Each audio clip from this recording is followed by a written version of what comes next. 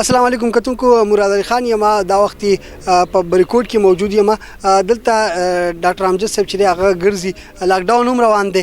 دلته چې په کوټه بوه کې د کرونا وایرس د وجې نه چې مریضان شمیر چې هغه هم سوا شوی دا داغي ویزیټ هم کوي سره سره د چې کم ترقیاتی کارونه روان دي باغی باندې د ګرځي نن دلته په یو ګرون کې ترقیاتی کار روانو چې ډاکټر صاحب ته اطلاع ملو شو چې دلته غیر معیاری میټریل چې دغه استعمال شوی ډاکټر صاحب څه کوي آیا وست پاکستان تحریک انصاف حکومت ته پدې کې دغه شنه کې ټیکداران چې دي هغه خپل مرزي باندې کار کوي کنه دا کار وټی کی. بسم الله الرحمن الرحیم. ډیر مننه څنګه چې تاسو وی دا بلورز یو ویډیو شیر شو چې دلته کې دا زموږ تقریبا د 85 لک روپو ټینډر دا یو ټیکدار اغسته یو دا ګراوند یو د شموزو ګراوند د دوه د سکول ګراوندونه دي چونکه تاسو ته پته ده زموږ د حکومت پالیسی دا چې په هر تحصیل هډ کوارټر باندې مونږ یو وړوکی مینی سټیډیم جوړو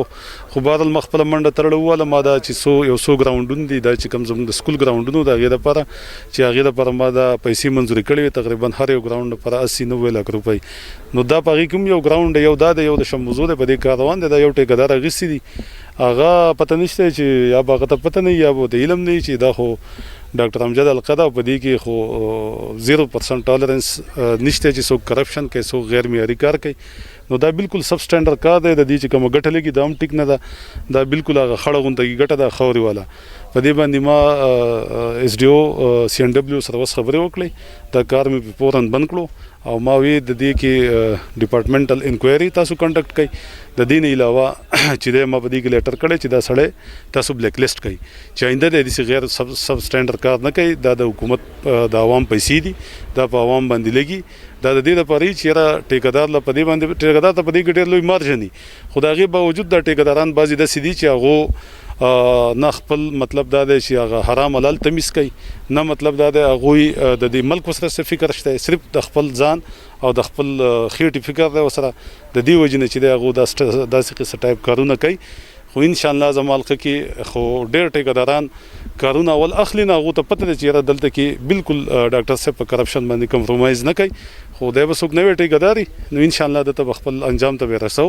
بالکل مونږ د سي نه برداشت کوو چې هغه د قوم پیسې چې دا هغه د ځای شي او هغه د یو ټیکدار د خېټي نظر شي. وبا روانه ده پای کې دلته کوټه ابوها کې مریضان راغلي دي تاسو خپل باندې ویزیټ وکړو انتظامیه سره تاسو خبرې وشي څه غنئ چې را دي کې به نور دغه علاقې چې کم دي یا پکې کم چې په شک کې چې د متاثر کېدي شي هغه علاقې هغه محلي وبندوي بالکل پدې کې ایسی صاحب نوټیفیکیشن کړی چې خو شاته سونه محلي دي هغه هم تاسو سیل کوي هغه کوارنټاین کوي چې دغه خلکو نه نور خلکو ته ونه لګي تاسو ټول ته پته اوس ما ویزیټ وکړو ما وخت تل کې مکمل تنظیمات دي پولیس ولاړلی